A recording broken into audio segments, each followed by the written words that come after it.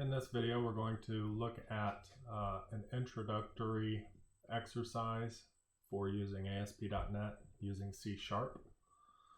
We're going to learn a lot about the IDE and basic functionality of the IDE while doing a simple solution.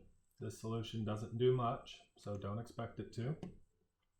Here's a working solution. So we're going to lay things out using drag and drop and positioning, integrating CSS with ASP.NET. I'll type some garbage, choose something, hit submit, and we'll have a div overlay display. This calls back to the code behind C# file to display this, reads the data from those other text boxes and brings it in here. This is generated from the code behind file. Sorry, not that, this right here. So you'll generate your name there. It's a lot about using the IDE and some basic things you just need to know about using .NET and C#. We're going to focus on index and index.aspx and the aspx.cs associated with it in this video. We'll do table in a different video. So every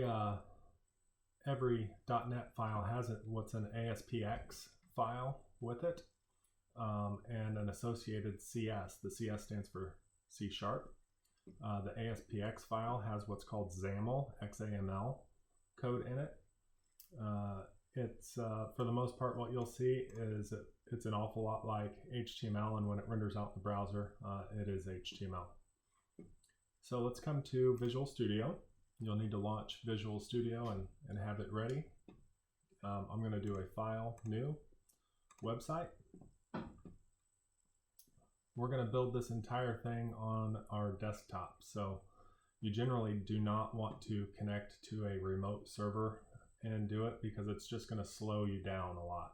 So it's perfectly fine to save your folder to the desktop and build it there and try it out there. And when you're ready, you can push it to the server and you can try it out there, and I'll show all of those things in this video. We are using C#. We will not use Visual Basic. So we are using C#. Every file you create is going to be a C# file. We're going to choose an empty website. If you choose a web form site, it will populate it with several files. You'll wind up changing them anyway. So we'll start with an empty website.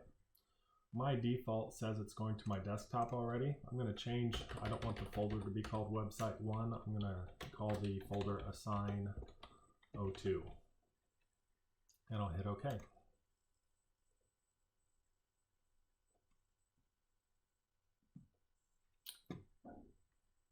You should have a Solution Explorer displaying. If you don't have Solution Explorer, go to the View menu. And it should be the first one there. You just select it and Solution Explorer will pop up. If it's not in this location, just grab it and place it where you want it. So now I've got these two that are joined together, which is not what I want. We'll see if I can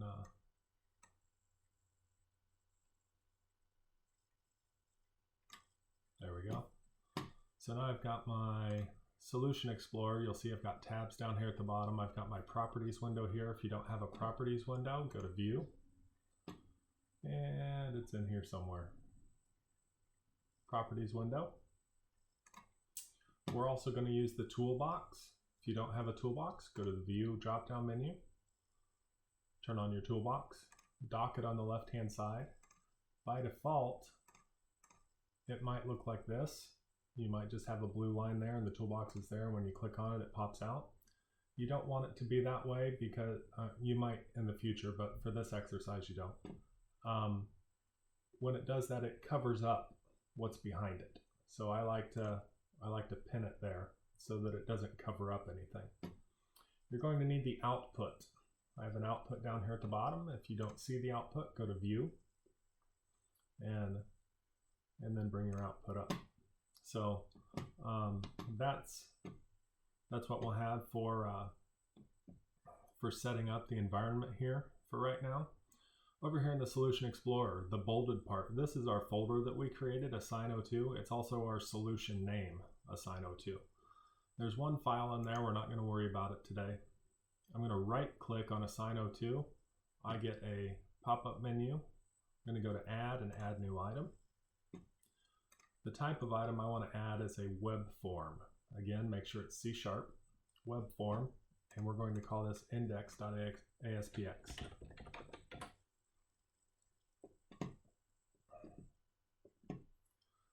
It'll load it here for us.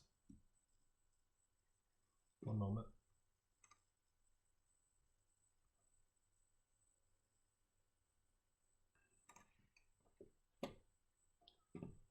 So it will load the .aspx for you.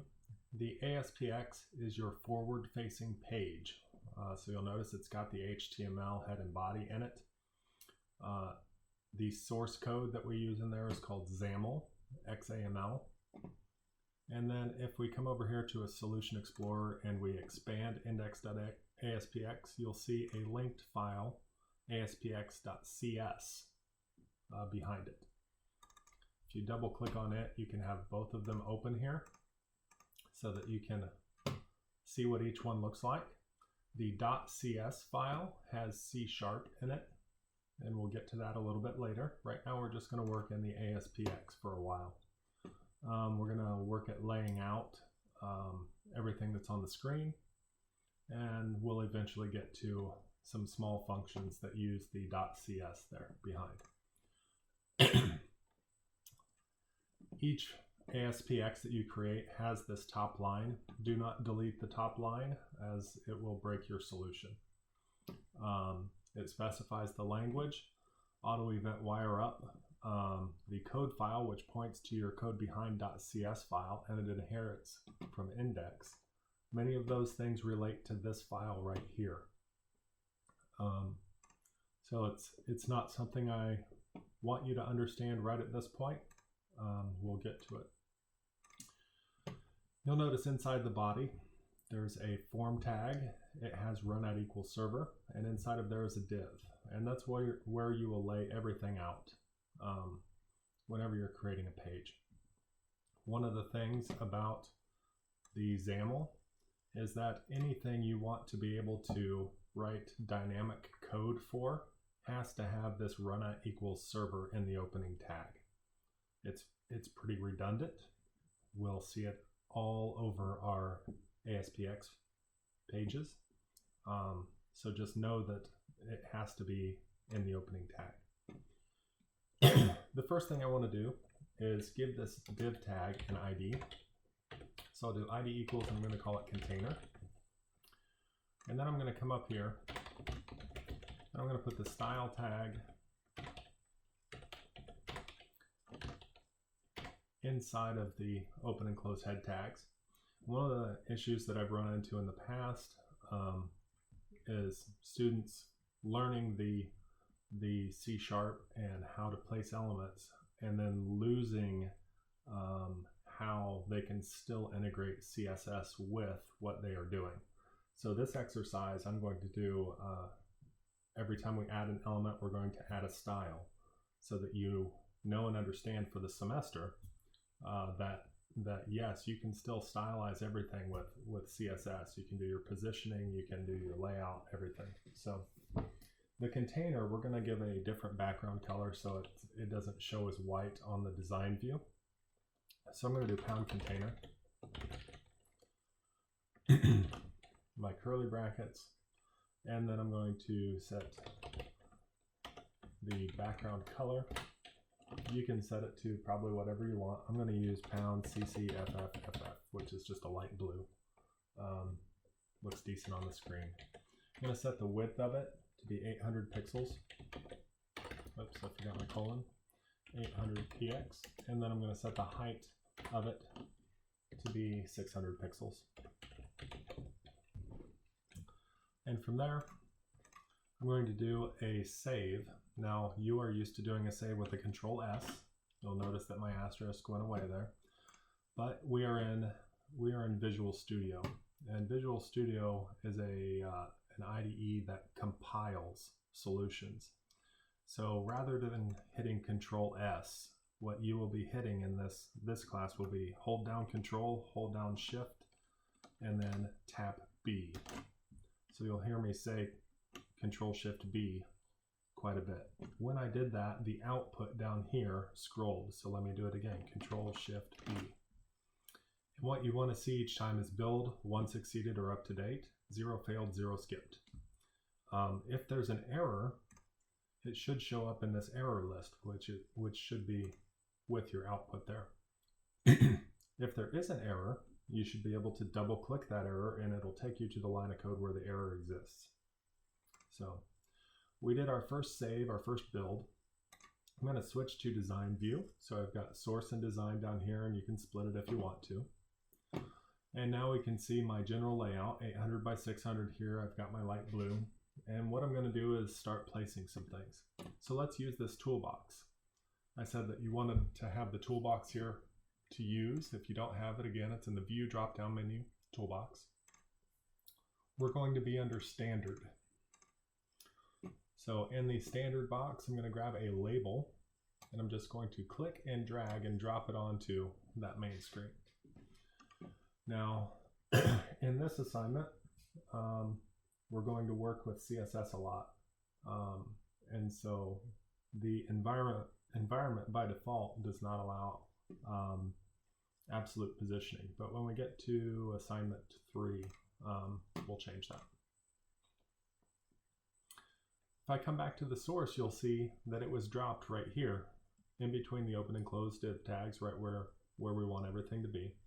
But what you're going to notice is that the items you put in here are going to have an ASP colon in front of them. They're not going to be your typical HTML tags. And again, it does have run at equals server. So the ID for this one, I can just leave it as label 1 because we're not really going to do anything with it. But the text is what's displayed on the screen. I'm going to change that to Assign02.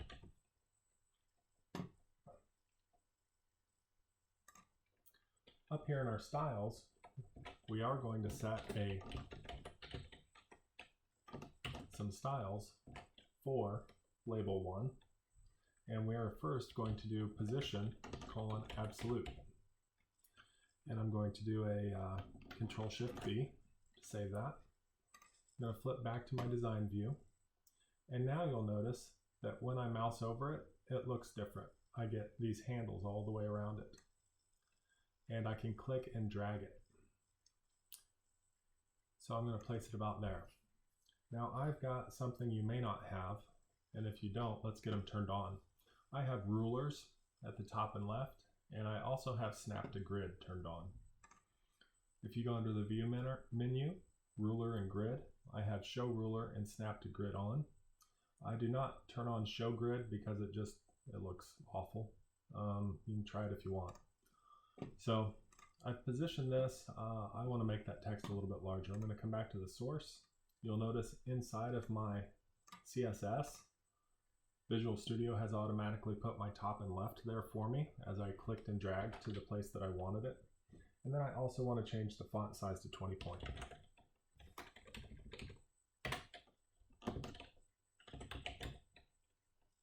And then I'll just flip back to design view. We'll see that's changed. So that's good. I need another label, so I'm going to drag and drop it. Come back to my source.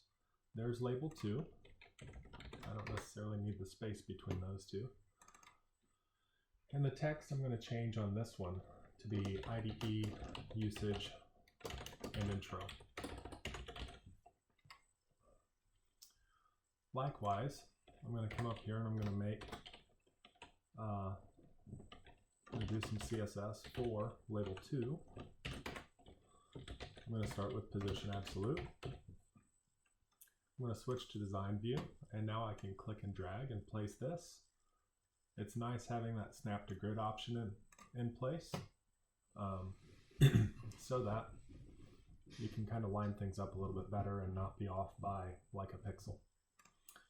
If we want this to be bold, I can highlight it here I can come over in the properties box, and then there are lots of things that we can do here. I expanded font here. I went to bold, and then I can change that to true, and you'll see that it bolded. And then if I choose this one, I can come over to the properties box. Font's still expanded, bold. I'll change false to true. Then I can deselect everything. That's a little bit off, so I'm going to select it, and I'm going to use my arrows to nudge it over one, deselect. So it's good enough. Now, what we need to put in place are, if we remember our working solution here, and if you want to jump back and forth to see what we've got here, we have 4 text boxes and 1 drop-down list. So now, if you're thinking of HTML, these would be input type equal text, but that's not what we use here. And this would be a select with options inside of it, and that's not what we use. That is what's rendered, but that's not what we use. So let's come back here. We've dragged and dropped 2 labels onto the screen. Let's now go to a text box, drag and drop it. Come to the source, we'll see that it was placed there. I am going to change the ID for each of the text boxes, and I'm going to, for this one, do fname. And likewise, for each one of them, I'm going to do some CSS. And the first thing I'm going to do is position absolute, switch back to design view, drag and drop this to approximately where I want it.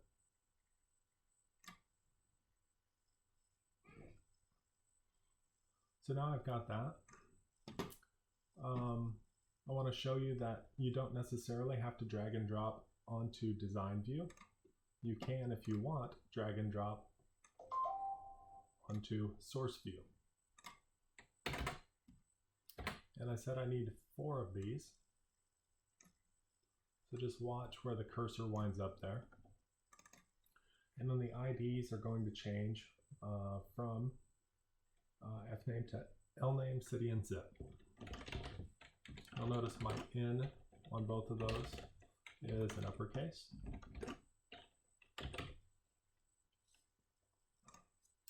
And then likewise, I want some CSS for each one. So I'll do #lname. I want the position to be absolute so that I can drag it around. And I'm going to copy that one, paste it twice, and make 1 for city and 1 for zip. Now I can come back to design view. It looks like there's only 1 there. That's because we changed position to absolute, and they're all stacked on top of each other. If I click, you'll see lname show up there. So I'm going to drag it and line it up as best I can with that one above. I'm going to come up here. This one is zip, so actually I want it down a little bit further, because state's going to fit in there. And then this one must be city. So I've got my my 4 text boxes there.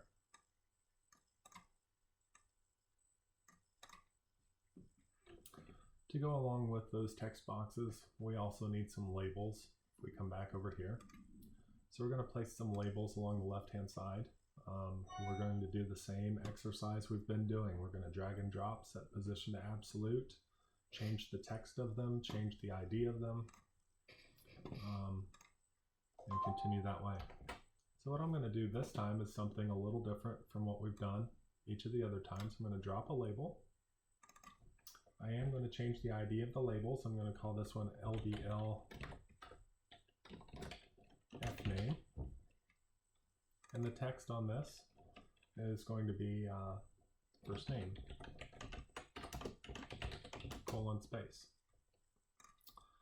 But now instead of dragging and dropping 4 more, I'm just going to highlight this, copy, and paste 4 times. So now I've got 5 labels. You'll notice that the IDE, Visual Studio, automatically changed the IDs of the labels for me, just so that no 2 IDs can be the same, so it automatically changes them. Now I don't want them to be called that, so I'm going to change each one of them. I'll name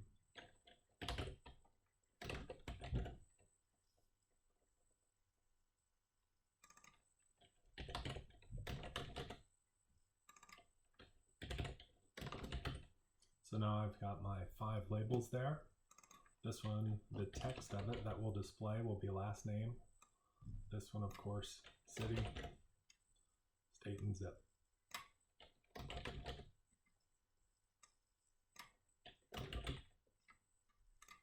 So now I've created those 5. If we come back to design view, you'll see them laid out here because we've not made CSS and had them positioned absolutely. So I'm going to do the first one as pound LBLF name, and I'll take care of the position, and then I'm going to copy and paste for the other 4, and I will adjust accordingly.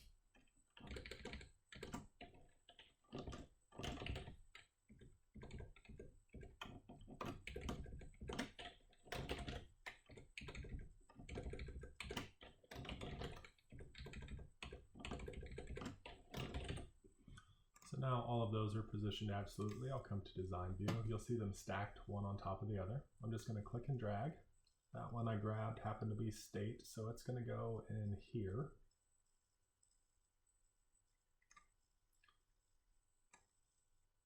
Looks like I got zipped that time, so it's going to go there. Last name that time, it's going to go there. First name that time, and city that time. And so now you can visually line them up. You can again use your arrow keys to do that for you. So we've got our 5 labels there fairly quickly.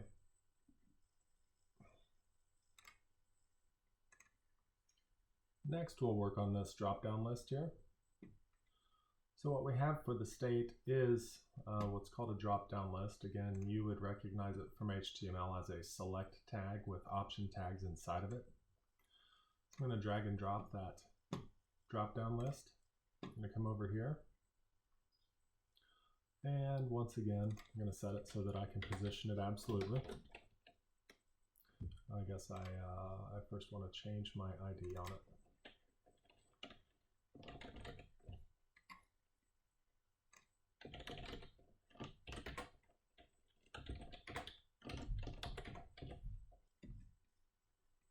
So there I've got my drop-down list, and before we go, let's just go ahead and position it where we want.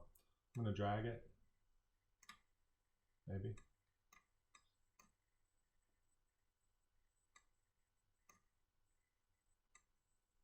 There we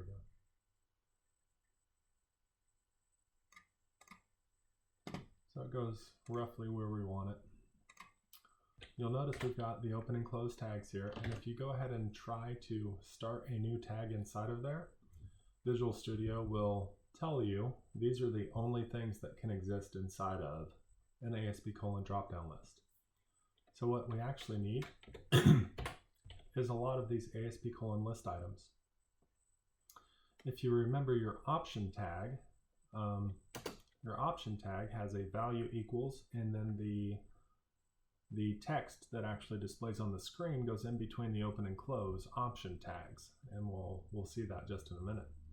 But the value equals stays pretty much the same. You've got to have a capital V there. But then rather than having the text in between the open and close tags, it goes into this attribute here. And so you wind up with an ASP: list item that looks like this. Now we are not going to type out all of those items. We're going to come to our browser here. We're going to come back to the assignment. In the assignment, I've got a drop-down list for you here. I'm going to right-click, View Page Source, scroll down, and I need all of the option tags. I don't need the select. I need all of the option tags. There are 60 of them. So I'm going to copy those, come back to Visual Studio and paste them in. And that top one I'm going to line up. I'm not going to worry about this selected right now. What I'm going to do is replace it with value equals and then just a couple of dashes so that it matches vertically there. You can see it lines up. Now we need all of those options to be changed to ASP:list items, and all of these close options changed to close ASP:list items, and also all of this text in between the tags to be inside of a text equals. So we are going to use find and replace in the IDE. So we'll do a Control F. Again, that's Control F. I'm going to delete that out. This brings up your find. You've got a little down arrow here. Click it once and it will bring up your replace. So you'll see if you mouse over, it says search term and then replacement term. We are going to search for, we're going to start with that opening less than all the way through the V in value. We're going to copy that and put that into our find, our search term. I'm going to come to the sample one we created here, and we're going to do the same thing from the less than all the way through the capital V. And when I get that placed, you'll see all the things that are going to change are highlighted. So you can make sure that you're not replacing anything you don't want to replace, and then I'll hit replace all. And now I've got them all looking, at least starting, like the rest here. Now, I need, instead of having this in black here, it needs to turn blue like it's in between double quotes. So that's a two-part process, a two-part find and replace. We're going to get rid of these values out of the find and replace. I'm going to start with the second double quote and go through just those two items right there. So I've got double quote and greater than. I'm going to copy that. I'm going to put it into the search term.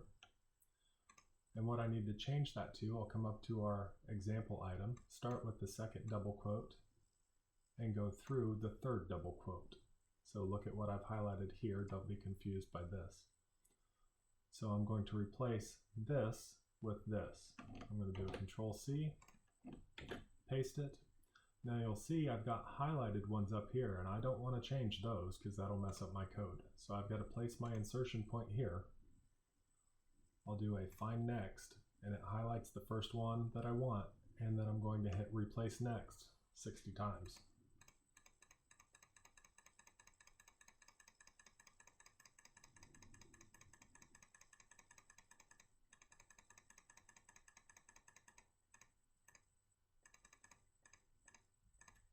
There we go.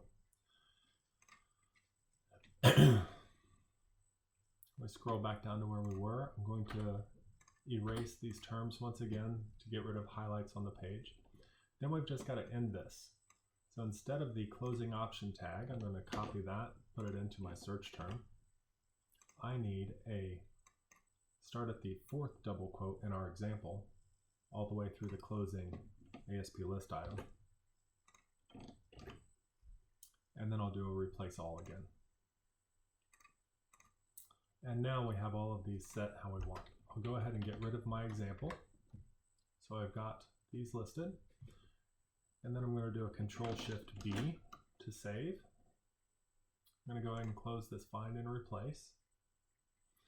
And something I haven't shown you yet, we can go to Design View here and we can look at it there.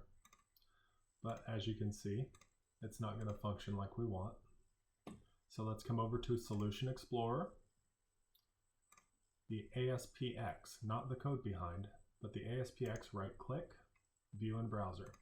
My default browser is Google Chrome. And it launches, it'll say localhost : and then finish out. So here's my drop down list. Looks like it's working fine. Now what I want to show you is right click, View Page Source. There's all our CSS.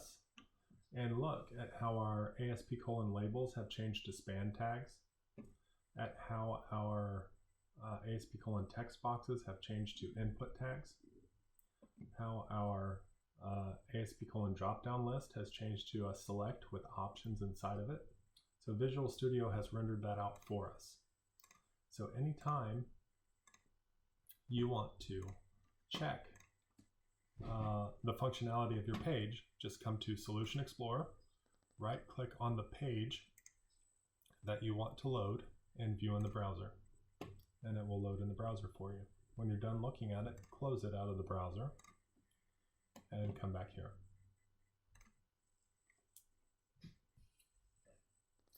So now we've got all of this data collection lined up. We need a button in place.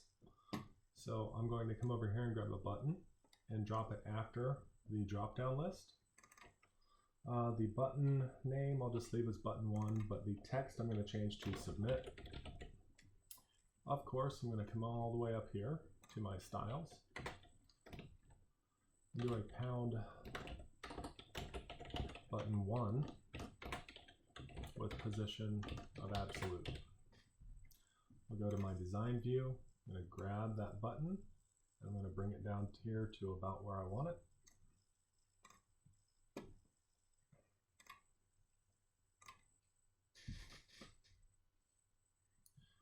And now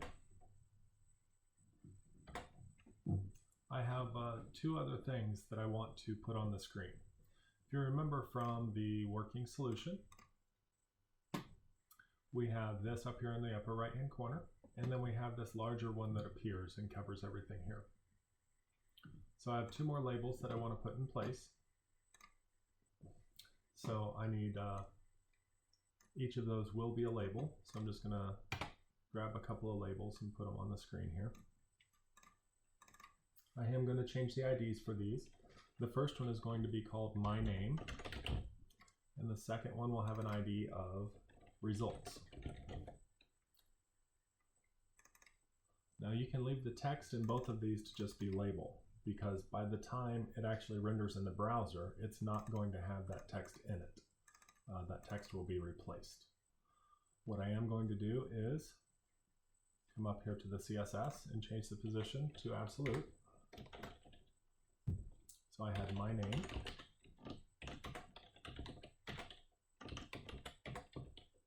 and then I also had results.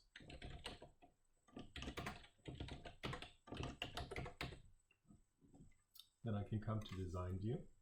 I can place those where I want. You'll notice that this one says pound results. So I'm going to put it about there. This one says my name. I'm going to put it over here at about 650-ish or so. You don't want to put it all the way off here, because as you change the text label with your full name, it's going to expand to the right hand side. So somewhere in there will be fine. So we've got those two laid out. This one we're going to leave alone. This one we're going to add some CSS to. We'll come back to the results. And on the results, I want to add a width and a height. Let's try a width of 400 pixels. Let's try a height of, let's also say 400 pixels and see how that goes. And I want to change the background color. You don't want it to be the same as what you have there, because you won't, I guess for this exercise, you just want to be able to visually see it. I'm just going to make mine white. There's one more that we'll add, but I'll do a save there, Control-Shift-V. So here's my big label. It's a little bigger than I need, so let's maybe change that a little bit. I'm just going to grab this handle down here, and I'm going to bring it up, and that's going to adjust our CSS for us. I'm going to lower it to about there, and I'm going to grab this handle again and get it just below, or yep, just so it covers everything there. So now I've got this white label, and it looks like I need to go to the right, so I'm going to select it, nudge to the right with my arrow key. So now I've got this white label that looks ugly there. I'll come to the source, and I'm going to change the display on that. So I'm in pound results here. I'm going to do display, :none. Come back to my design view, and it is gone. And now we are ready to switch to the C# code.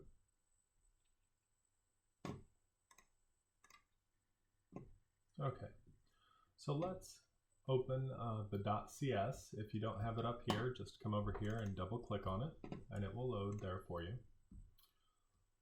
The nice thing about these being linked, how this CS applies to this and only this .aspx, is that when we make an ID on this page, we can use the ID on the other page. So I made an ID of my name with a capital N. And in this here, I'm inside of the page load function. If I start typing the word my, it will pick up that ID from the other page, and I can use it. Now before we do that, let me explain a little bit here. I don't care at this point that you understand classes all that much. We're going to write code inside of this class, and we'll get to that later.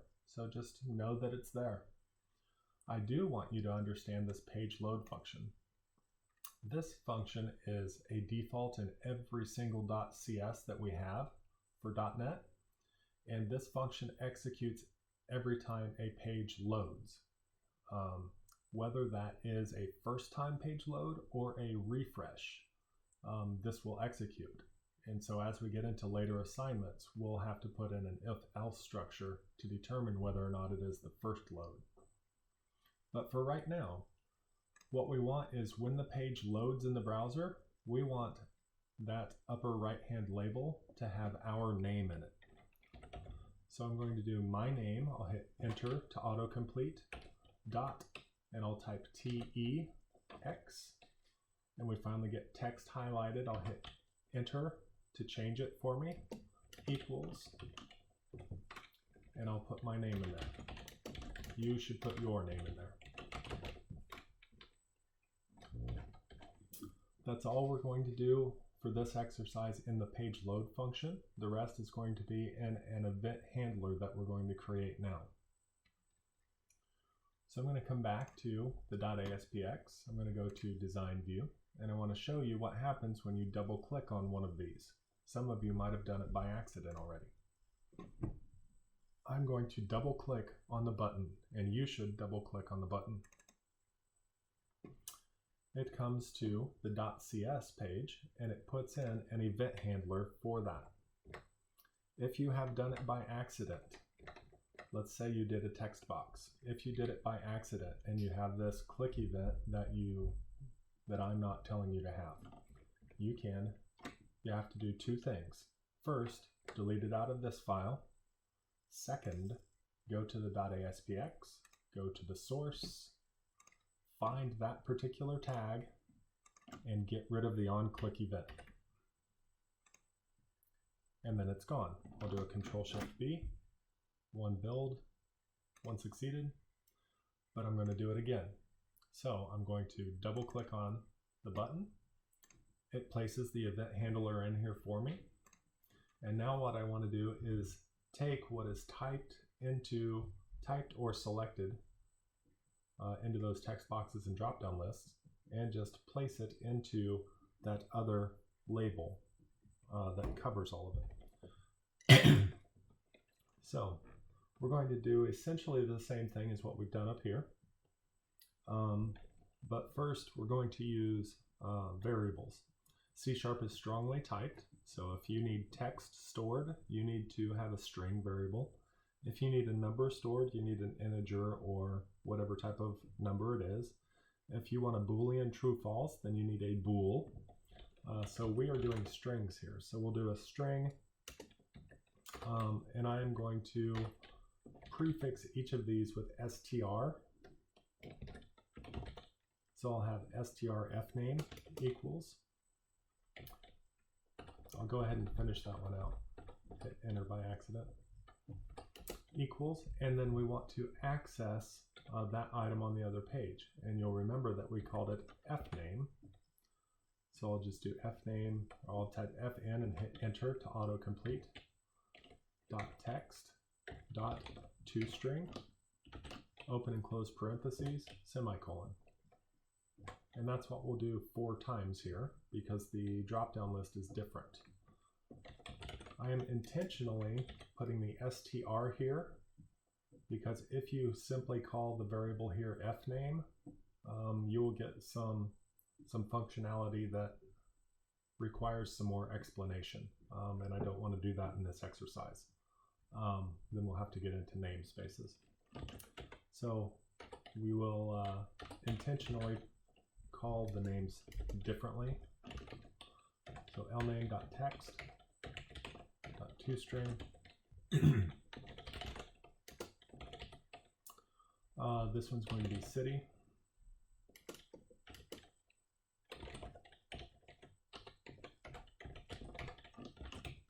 And then we do that last one of zip.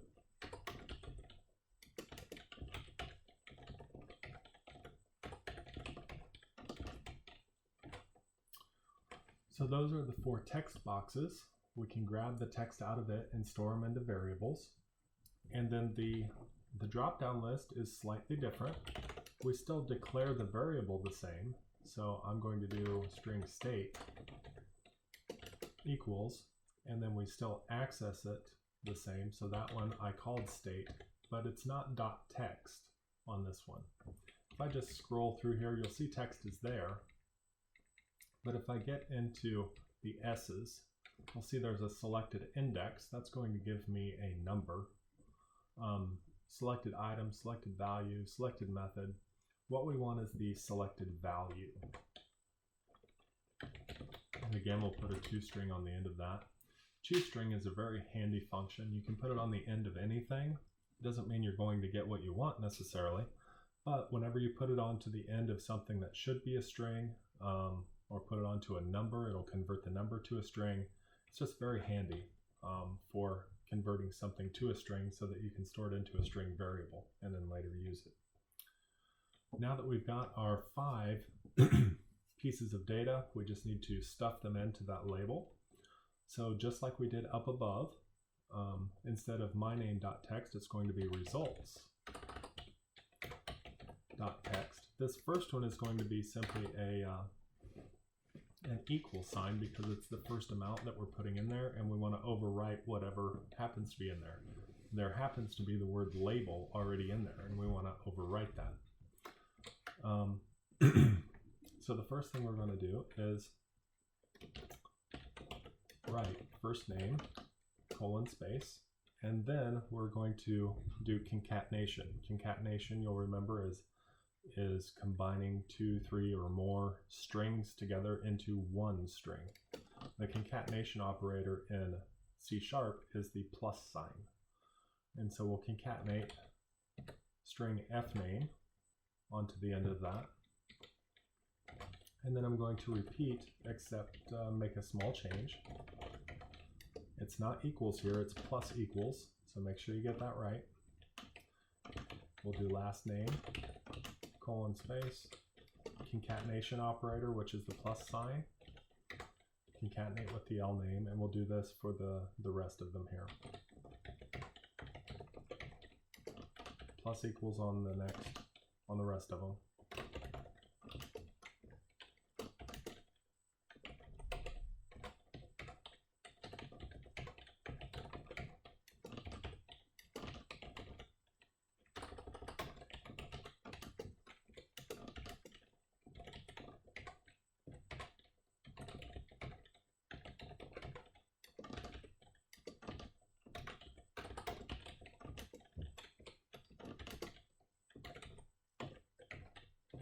Okay, so now that we have those in place, let's go ahead and look at what's going on here. So I'll do a Control-Shift-B. It will build. You should see build 1 succeeded or up to date, 0 failed, 0 skipped. That's your goal there. And now what we want to do is run this in the browser. So when it loads in the browser, I should see my name appear in the upper right hand corner. And then I should be able to type information into those text boxes and select something from the drop-down list, hit submit, and then that white box should appear with the data in it. So again, the .aspx, right-click, view in browser. My name appears in the upper right-hand corner. That's the page load function there. I'm going to type some garbage in here. Choose something from the drop-down list. Hit submit. And our white box doesn't show up. So what we have not done yet is change the display from none back to block. So I'm going to close this, come back to Visual Studio, come back to our .cs. We need a line underneath here to change this back. So again, in our results, I'll do results dot. And again, if you just scroll through, you'll see there's one called style. And if you've had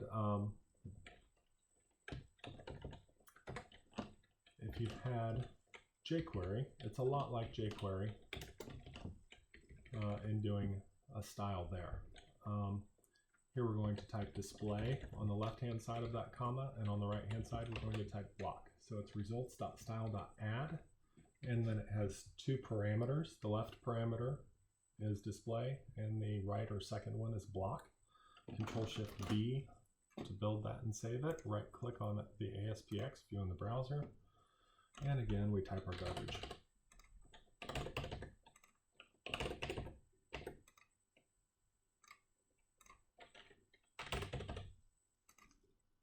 So there everything came up. The last thing I want to do here is probably put it on different lines. So I want to show you that separately. We're going to again concatenate, and we're going to put a break tag. Some of you from other programming classes might wonder, well, do I need to put a new line character there, which is a \n? That won't work. So you put some HTML in there. So we'll do the concatenation operator with a text literal that has the BR tag inside of it. And we're going to put that on the end of all 5 of these. Control-Shift-B.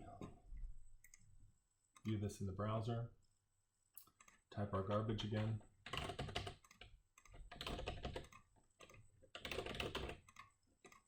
Select something. Submit. And that's as far as we're going to go on that. You can dabble further as you choose. One thing I would like to do is I come back here and you'll see that these are different widths. So I want to show you how you can select all 4 of these rather than doing it one at a time. You can select all 4 of those, come to the properties box, scroll to the bottom of the properties box, and let's work with the width. Let's start with, I don't know exactly what that is. Let's do 100, enter. Okay, that's too short, so I'm going to select there again, 150, enter. That's closer. I'm going to do 200, enter. That's close enough for this demonstration. So what I wanted to show you is we have 4, these are the same controls, right? So we're not selecting different controls. So those are the same controls, and we can edit properties that way as well. If we come back here, again, I want to highlight, we've got a lot of ASP labels, ASP buttons, ASP drop-down lists, and so on. When I right-click and view in the browser, it loads it here. When I'm in the browser and I right-click and view the page source, all of the ASP colon stuff is gone. So what happens on the server is all of that is processed and converted into forward-facing HTML for display. So I want to make sure that you understand that.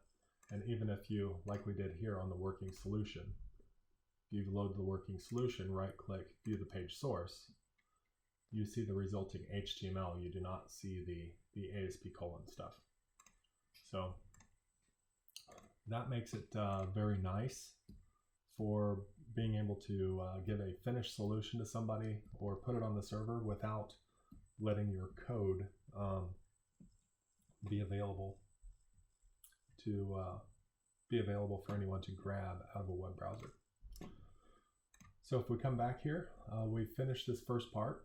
There was a decent amount to it. It took us a little while, but the things we covered, again, you'll remember, we did drag and drop from the toolbox onto the display view. We did a drag and drop from the toolbox into the source code. We did a copy and paste. So after we had one in the source code, we copied and pasted 4 times to show how the ID will change. We did a lot with the CSS to show how you can set the position to absolute and then switch to the design view and move it around the page.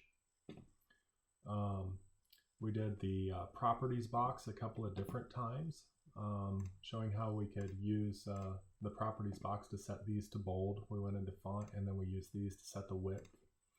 We learned a little bit about the code behind file, the C#, the page load event, and having something load automatically when the page loads. We also did an example of one event handler where once it is clicked on the screen, this event handler is triggered and does something for us. And also we're able to set a style from the code behind the C# page. So while the end result does not necessarily do that much, there was an awful lot that we covered in this exercise.